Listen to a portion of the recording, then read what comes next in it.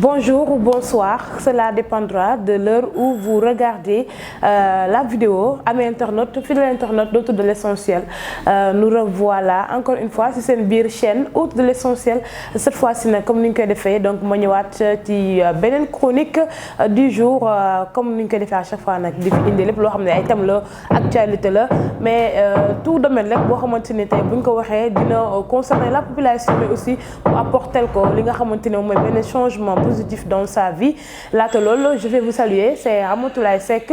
donc votre journaliste chroniqueuse, nekk aussi fille ci Autre de l'essentiel. Tey nag comme ni mu leen ko waxee amis internautes, on va parler d'un phénomène bi nga xamante ne ni c'est bien réel, mu nekk li nga xamante ne tey moom mooy la dépigmentation, et comme thème on l'a intitulé ainsi un mal nécessaire. Pourquoi? On y reviendra, mais là on vous dira tout simplement de vous abonner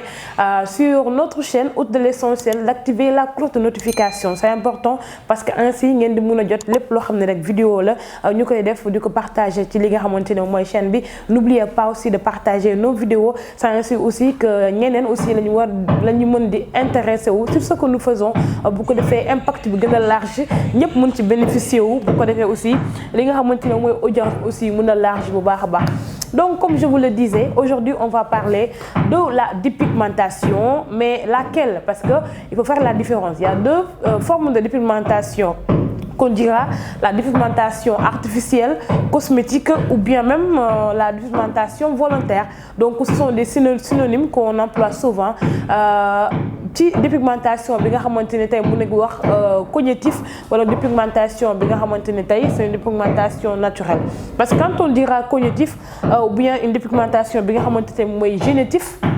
du moins moo nekk bi nga xamante ne tey moom la nit ki juddoo waale, nit ki mu juddoo da koy hérédité ci famille, soit mu juddoo yaayam wala mu fekk yaayam am ko wala papam wala sax un membre de sa famille, bu ko defee moom aussi dafay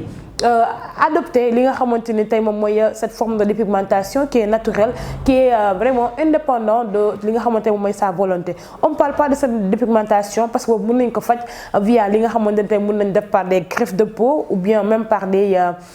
traitements médicaux. Nit ki mën na dem ba à un moment donné mu faj ko si vraiment elle le souhaite bien. Mais aujourd'hui on va parler de la dépigmentation artificielle et ou bien même cosmétique. Et quand on dira la dépigmentation cosmétique, c'est celle-là bi nga xamante ne tey moom la nit ki di jël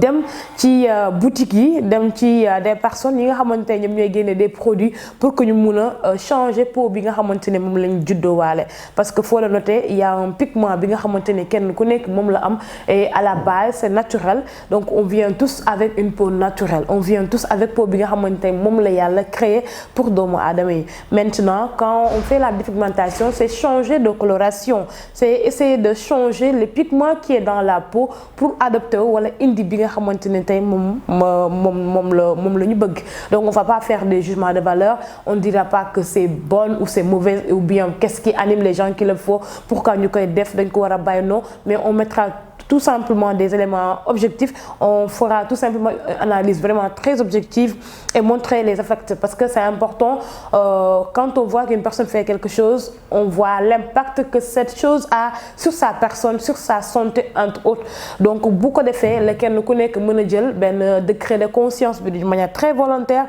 wax ne je vais me lancer sur, ou bien j'y étais mais dama koy abandonner complètement. Parce que je vous le rappelle encore une fois, nous, notre mission c'est quoi? C'est essayer vraiment de partager la petite connaissance que nous avons avec vous qui nous suivez, bien sûr, mais aussi que vous puissiez faire de même. Beaucoup de faits kenn ku nekk mën ci jàng dara. Je pense que noonu la ñu nit ñi mën a amee benn changement bu positif ci li nga xamante ni tey moom mooy seen vie. Donc ici au Sénégal, on va se baser ici au Sénégal parce que nous sommes au Sénégal et nous vivons au Sénégal. Bien vrai qu'on le dira, la dépigmentation se fait dans le monde, parce que dans les pays du subsaharien, en Amérique latine, en Europe, partout on le voit, les gens se dépigmentent, mais on va se concentrer ici au Sénégal. Donc là le constat est le même, parce qu'aujourd'hui on note que le taux de dépigmentation excède de plus de 72% ici au Sénégal. Waouh, c'est un chiffre alarmant, c'est énorme. Là, on se dit alors toutes les femmes se dépigmentent. Ce ne sera pas toutes les femmes, bien sûr, parce qu'il y en a celles qui essayent de garder le peau naturel, entre autres. Mais qu'est-ce qui cause ce phénomène? Pourquoi les gens veulent coûte que coûte se dépigmenter, changer de peau? Pourquoi les gens vraiment, à un moment donné, dañuy naan ni ma mel arrangé wu ma neexuma donc pour m'adapter à la société à la vie sociale donc il va falloir que je change de peau que je me réadapte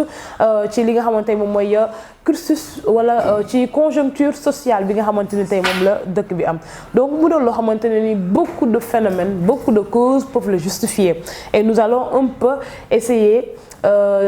d'aborder certaines de ces causes yi nga xamante ne ni beaucoup le savent mais on va le partager avec vous. Premièrement bu si njëkk boo xamante ni tey mën nañ ko noter mooy que ni dépigmentation peut être causée par un complexe d'infériorité, manque d'estime de soi.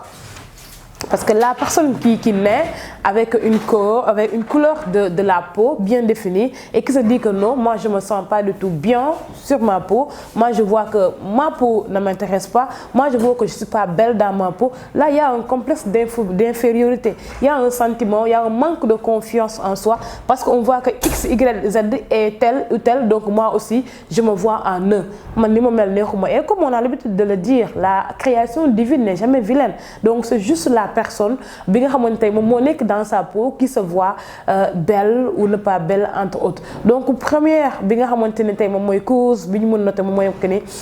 complexe bi am ci nit ñi et manque de confiance en soi parce que il faut croire en soi, il faut se dire que moi je suis belle dans mon état, moi je suis belle dans ma peau, moi je suis belle dans ma forme, moi je suis belle que je sois longue, que je sois courte, que je sois noire, que je sois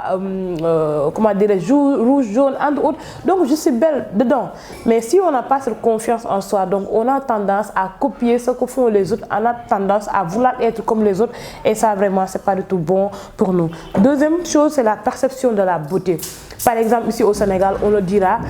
les gens ont tendance à penser que seules les personnes de couleur blanche, entre autres, sont belles. Donc quand tu es noire, tu es vilaine. Quand tu es noire, vraiment, les gens ne t'apprécient pas. Donc tu n'es pas bien dans ta peau. Donc, day am sentiment yu bari yu xamantene day ñëw ci yow. Donc quand tu vois une personne belle, da ngay gis sax que nit ñi lu ñuy faral di def bon, elle est belle parce que elle est claire, elle est belle parce que et maintenant première cause bi day ñëwaat quand on n'a pas cette confiance en soi. On se dira que voilà, donc elle est plus claire que moi, donc forcément elle est plus belle que moi et c'est un jugement bon à maintenir, c'est pas du tout fondé, donc on le met, c'est juste mental, on le met dans notre esprit et c'est vraiment à bannir parce que ça ne nous fait pas du tout progresser et malheureusement ça nous amène des dangers à maintenir, on y reviendra parmi les conséquences à maintenir de pigmentation artificielle, cosmétique ou volontaire. Troisième conception bi nga xamantene tay mën nañ ko wala cause bi nga xamantene mën nañ ko wax ci li nga xamantene moy dépigmentation bi mën nañ né le rapport avec les hommes et le mariage parce qu'aujourd'hui on a tendance à voir que plus les femmes, les filles sont claires, sont vraiment sont claires. Donc elles ont tendance à se marier, elles ont tendance à se marier, vraiment elles ont tendance à trouver facilement des hommes, les gens courent derrière eux, donc parce que elles sont belles, parce que et du coup kenn ku nekk fi nga nekk da nga naan non il va falloir que donc je me dépigmente pour me trouver un conjoint, il va falloir que je me dépigmente pour attirer les hommes donc sur ma personne pour que kenn ku nekk mu mun ma gis. Maintenant les conséquences yi nga xamante ni tey moom la loolu noonu yépp mën a indil ki nga xamante ni tey moom mooy la personne et quand on dit la personne on pense fortement à la femme bien vrai que ni il y a des hommes aussi qui se dépigmentent mais cette fois-ci ce sera pas les hommes qui vont nous intéresser parce qu'on se dit que dans un monde normal, dans une société normale, vraiment voir un homme qui se dépigmente là c'est une pathologie au fait, donc c'est une chose anormale. Bien vrai aussi voir la femme le faire aussi mën na nekk loo xamante ne tey mën na créer un peu de troubles mais chez la femme les conséquences qui peuvent en découler dafa nekk yoo xamante ne lu bari la et comme j'ai l'habitude de vous le dire à mes internautes donc c'est important que ñu mun di partager yi nga xamante ne tey moo nekk lu néfaste dans la société kenn ku nekk mën ci jël li nga xamante ne tey mooy ses responsabilités pour mën ko éviter, ne serait-ce que pour sa santé, ne serait-ce que pour sa survie. C'est important parce qu'on vit pour soi, on vit pas pour les autres, mais aussi c'est important que nous puissions étant des acteurs de la communication partager des informations fiables mais aussi des informations yoo xamante ne tey dina mën a dimbali kenn ku nekk. Donc parmi les conséquences dañoo nekk yoo xamante ne lu bari parce que on dira que 70% des malades sont causés par la dépigmentation chez les femmes parce qu'une femme qui se dépigmente a vraiment une facilité pour que tey mu mun a attraper plusieurs maladies yoo xamante ni tey mën na nekk ci biir yaramam et sont des études scientifiques qui l'ont prouvé. Donc et parmi ces études scientifiques qui prouvent ces conséquences mën nañ ci jël li nga xamante tey moom mooy les acnés dañ koy am le plus souvent mooy jigéen li nga xamante ne tey dañuy def la dépigmentation, diabète daf leen di yomb, hypertension artérielle daf leen di yomb, li nga xamante ne sax moom mooy insuffisance rénale. C'est important parce que récemment d'après des études scientifiques donc ça a montré que ni ñoom ñi nga xamante ne dañuy def dépigmentation substance bi day dem seen yaram tellement que day détruire leurs cellules ba tey insuffisance rénale day nekk loo xamante ne lu leen yomb la te aujourd'hui on voit de plus en plus cette maladie qui se propage davantage surtout chez les femmes, donc c'est à éviter. Am na aussi yeneen yoo xamante ne tey moom mooy nekk cancer, surtout cancer du sang, cancer de la peau day nekk yoo xamante ni tey day yomb ci chez les femmes. Il y a li nga xamante ne moom mooy le cancer du col de l'utérus entre autres entre guillemets on peut dire qu'il y a d'autres maladies qui la donnent, mais nekk na ci li nga xamante ne da koy gën a favoriser, mais aussi mauvaise hygiène parce que la femme doit être propre et celle qui vraiment pratique le phénomène de la dépigmentation a tendance dafay am ay comme lu ñu wax yaramam day xeeñ parce que tey produit chimique yi nga xamante ne moom ngay boole di ko def sa biir yaram donc à tendance tey muy génnaat di sortir nit ki nga xamante ne moom moo lay jege donc dafay sentir mauvaise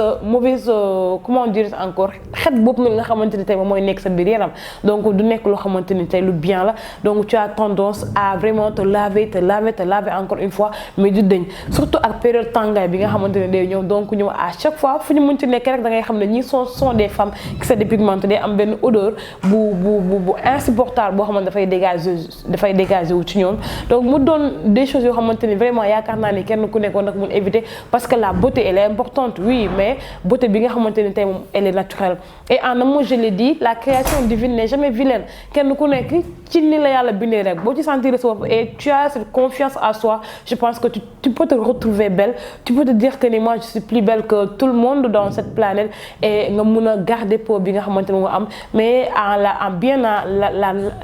l'entretenir en fait. Donc nit ki dafa war di sangu ba set, nit ki dafa war di utiliser des produits soins, des produits yoo xamante ne tey c'est naturel, c'est bio, des produits yoo xamante ne da koy permettre tey mu gën a rajeunir sa peau mais tout en vraiment essayant de la maintenir saine parce que c'est important. La santé n'a pas de prix, donc évitons ces choses là bu ko defee yaakaar naa ne kenn ku nekk dina ci mën a am li nga xamante ne tey moom mooy un degré de satisfaction. Amis internautes, si vous venez de nous suivre, je pense que nous sommes à terme de notre émission wala de notre chronique. Donc aujourd'hui on parlait de la dépigmentation, qu'elle